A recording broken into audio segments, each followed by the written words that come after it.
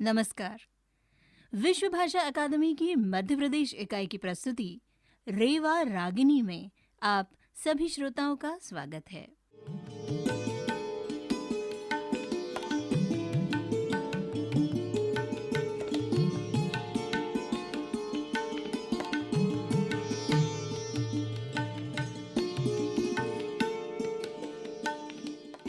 रेवा रागिनी में सभी श्रोताओं का हार्दिक स्वागत है। मैं हूं अंतरा करवड़े। सभी श्रोताओं को गणेशोत्सव की हार्दिक शुभकामनाएं। हे गजानन तू आदिश्वर तू परमेश्वर तू ईश्वर सकल जगाचा तारणहार तू या विश्वाचा पालनहार तू मोदक प्रिय तू मंगलदाता भक्तांची कामना पुरविता महाद्वारया नगरीचा तू महाद्वारया नगरीचा तू दैवत मुझा विनायका तू दैवत मुझा विनायका तू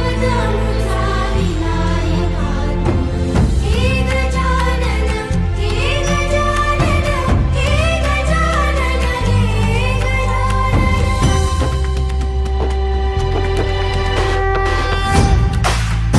हे गजानन हे गजानन हे गजानन सकल जगाचा तारणहार तू या विश्वाचा पालनहार तू मोदक प्रिय तू मंगलदाता भक्तांची कामना पुरविता महाद्वारया नगरीचा तू महाद्वारया नगरीचा तू दैवत अमुचा विनायका तू दैवत अमुचा विनायका तू हे गजानन हे गजानन हे गजानन हे गजानन हे गजानन तू आदिश्वर तू परमेश्वर तूच ईश्वर हे गजानन हे गजानन हे गजानन हे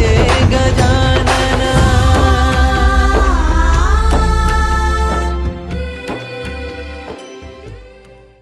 श्रोताओं, अभी आपने सुना इन्फिनिटी फिल्म्स प्रोडक्शंस की ओर से अनूप अरुण पवार की लिखी और संगीतबद्ध की गई गणेश वंदना।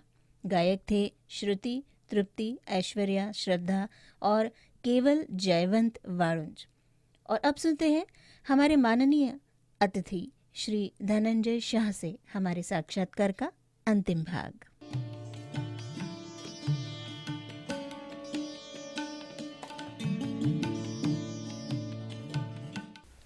श्रोताओं, पिछले कार्यक्रम में हमने बात शुरू की थी श्री धनंजय शाह जी से, जो SPEOW हैं, और स्वतंत्रता माह हम लोग इस बार रेवा रागिनी के साथ में मना रहे हैं, जिसके चलते श्री धनंजय शाह जी इस अंक में भी अपने पूरे अनुभव के साथ में और मार्गदर्शन के साथ में मौजूद हैं। धनंजय जी, एक बार फिर से मैं स्टूडियो में आपका सारे श्रोताओं की ओर से बहुत बहुत स्वागत करती हूँ। धन्यवाद। आप आर्थिक अपराध प्रकोष्ठ से संबद्ध हैं, तो हमें कृपया बताएं कि आर्थिक अपराध प्रकोष्ठ की जो कार्य प्रणाली है वो नागरिकों के साथ किस प्रकार से न्याय करती है, क्या आपकी कार्य प्रणाली होती है? देखिए, जो आर्थिक अपराध प्रकोष्ठ जैसे नाम से ही इसमें अर्थ जुड़ा हुआ है, तो ये सामान्य प्रशासन डिपार्टमेंट के तहत हम लोग आते हैं।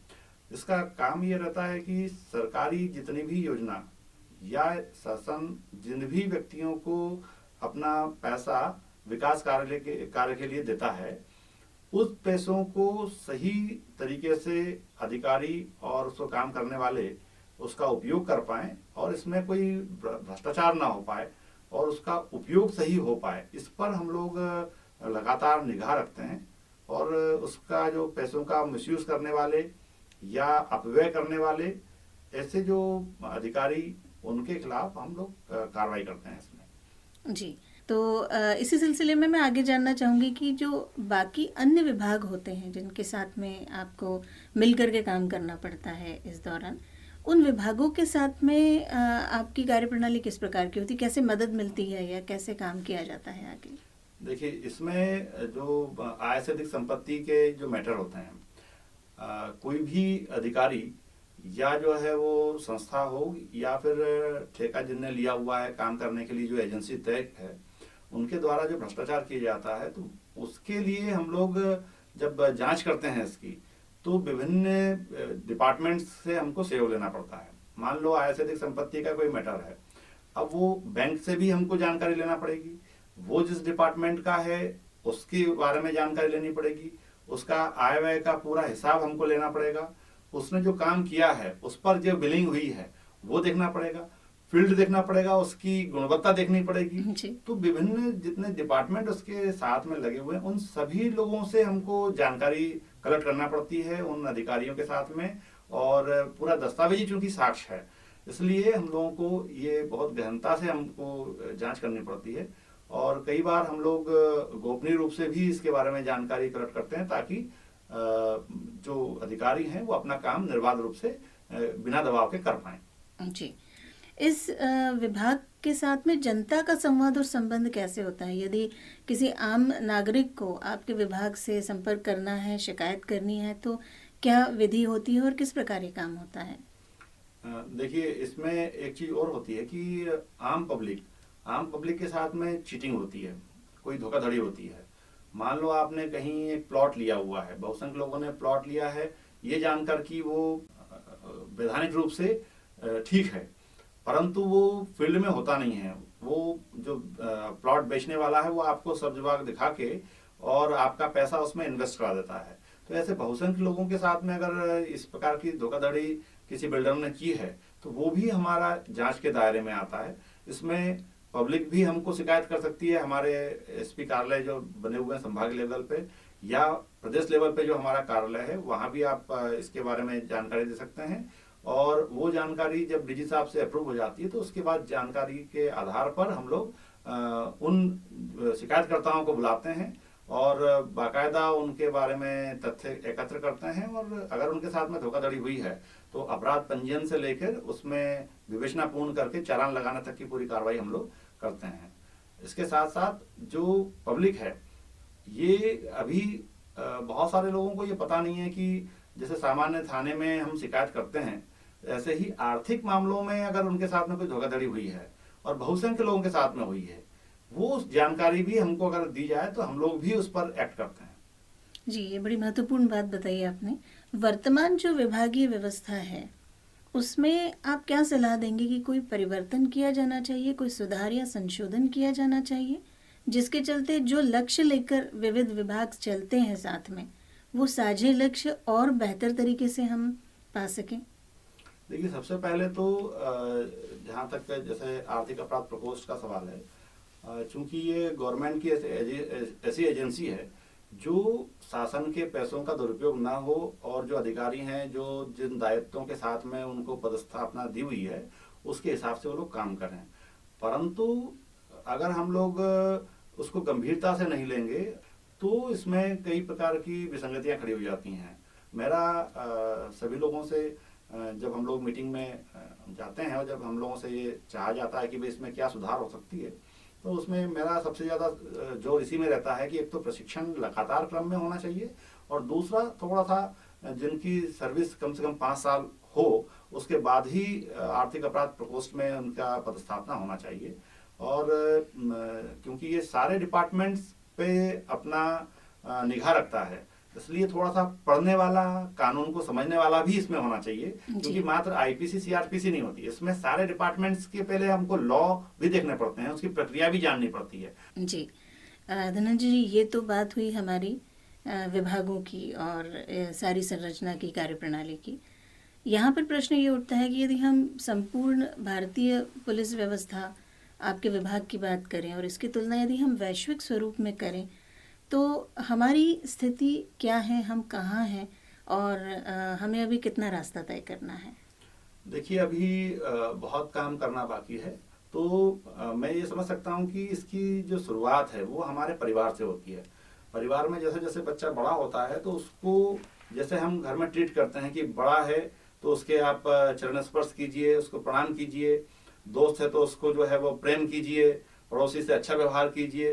तो एक नियम कायदे कानून मान्यताएं वो हम अपने घर से स्टार्ट करते हैं, और वही बच्चा जब थोड़ा सा बड़ा होता है तो स्कूल में जाता है, तो उसको वहीं पर वो सारी चीजें भी सुविधा उसको होना चाहिए, उसको ट्रेनिंग वहां से होना चाहिए। और उसके बाद जैसे जैसे वो कॉलेज में जाएगा, उसके बाद अपने जॉब के वर्क उसमें जाएगा, तो ट्रेनिंग और जो प्रशिक्षण जिसको बोलना चाहिए वो लगातार क्रम में हमको बचपन से ही उसको देना चाहिए, जो सही नागरिक बनेगा। और इसी को आगे जाके अपन बोल सकते हैं कि वो देश के लिए कुछ करना और नियम का पालन करना, ये सब कर पाएगा वो। तो इसकी शुरुआत घर से ही होना चाहिए। घर से ही होने चाहिए। जी धनंजय जी, अंत में मुझे आपसे यही कहना है कि हमारे जितने भी श्रोता हैं, खासकर हमारे ग्रामीण श्रोता और खासकर हमारे युवा श्रोता, इन दोनों से ही हमें बहुत आशाएं हैं, अपेक्षाएं हैं। और जहाँ तक मेरा विश्वास है, हमारा भविष्य भी काफ़ी कुछ इन दो स्रोतों पर निर्भर करता है। तो आप अपने अनुभव के आधार पर इन दोनों पक्षों को, युवाओं को और ग्रामीण जनों को, क्या संदेश देना चाहेंगे? देखिए, ग्रामीण लोगों के लिए तो मेरा संदेश स्पष्ट है कि अब जो नई टेक्नोलॉजी आ गई है उसको थोड़ा सा आपको देखना पड़ेगा कि अगर आप खेती करते हैं तो जो परंपरागत खेती है उससे आपको थोड़ा सा हटना पड़ेगा। परंपरागत खेती के साथ साथ आपको जो फल पे, फूल पे या जो है सब्जियों पर, या जो टेक्नोलॉजी के आधार पर उसका उत्पादन बढ़ाने वाली बात है, या उसका भाव कहाँ मिलेगा, इसके बारे में जानकारी लेने के बात है। और एक ग्रुप बनाना पड़ेगा उसका, कि एक मंच बनाना पड़ेगा गवर्नमेंट अभी जो, और इसी प्रकार से जो शहरी युवा हैं उनके लिए मेरा संदेश ये है कि मात्र सरकारी नौकरी की तरफ आप न जाएं।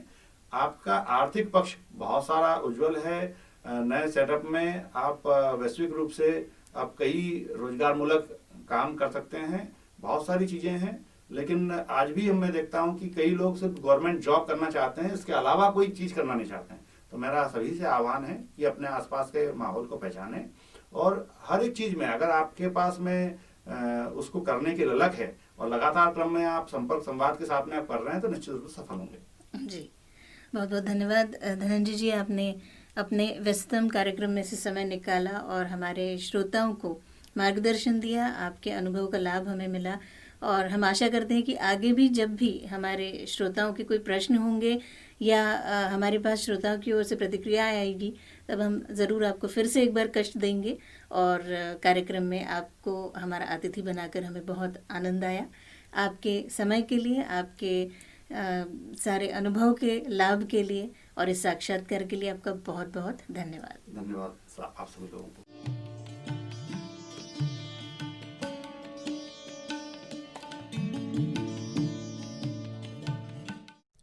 श्रोताओं, रेवा रागिनी के अंतिम भाग में सुनते हैं रमेश प्रजापति की कविता समुद्र पर तैरती प्रार्थनाएं। स्वर है प्रख्यात फिल्म अभिनेता व कलाकार राजेंद्र गुप्ता का।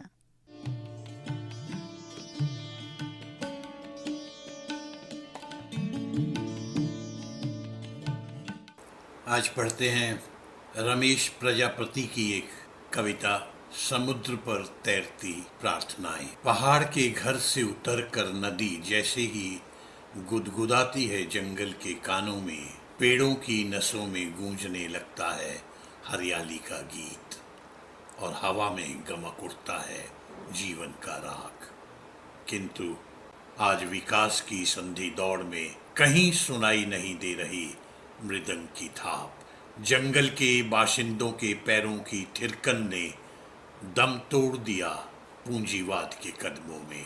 बेरहम शहर ने छीन लिया नदी का यौवन, और धरती की आंखों में किरकिरा रहा है मरुस्थल। नदी के पानी में उतरकर संवला गया सूरज का मुंह।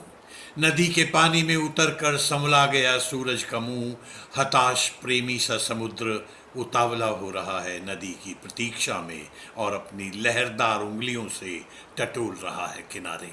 जल्द से जल्द भर कर बाहों में चूमना चाहता है नदी का चिंता में डूबा मुख। समुद्र की आंखों में तैरती उम्मीद घोल रही है कानों में अच्छे दिनों की आहट। कान लगाकर सुनो, प्रतीक्षा में बड़बड़ाते समुद्र की दुख गाथा, पारावार उमड़ने लगेगा तुम्हारे अंदर, किसी अनिष्ट की आशंका से भरी कांप रही है उसकी छाती, और उतावली लहरें वक्त के स्याह पत्थरों पर धुल रही है सर। ऐसे निचोड़ रहा है सूखा नदी की देह कि जैसे भूख से बिलबिलाता सांवला बच्चा निचोड़ रहा हो जीवन के उजाड़ चौराहे पर बैठी मरियल देह वाली आदिवासी मां का स्तन। कांप रहा है समुद्र का कलेजा कि नदी के साथ ही मर जाता है जंगल का हरापन, मर जाते हैं खेतों में लहलाते सपने, मर जाती है मजदूरों की भूख, मछलियों की मस्ती, लहू में टहलते नमक का स्वाद, नन्ही फुटकियों की चहचहाट, और बंजर हो जाते हैं जीवन के कछार। बंजर हो जाते हैं जीवन के कछार, यानी उमंगें ही नहीं मरती, मर जाती हैं जरूरतें भी एक साथ। पथरीले रास्ते से लड़खड़ाती आ रही है नदी, तार तार हो गया उसका आसमानी परिधान। सुबह काम पर गई राम किशनवा की बेटी सही सलामत नहीं लौटी अभी घर। अचानक नीली चिड़िया की लहूलुहान पंखों से विषाद में डूब गई नदी। संध्या की बेला में सूरज हिला रहा है हाथ, और समुद्र के उदास माथे पर ढेरों प्रार्थनाएं तैर रही है एक साथ।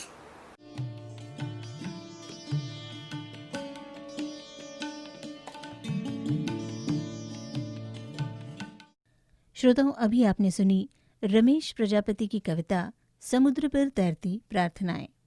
स्वर था प्रख्यात फिल्म अभिनेता व कलाकार राजेंद्र गुप्ता का। और अब आपसे विदा लेने का वक्त है। अगले रेवा रागिनी के अंक में आपसे फिर मुलाकात होगी। अंतरा करवड़े को आज्ञा दीजिए। नमस्कार।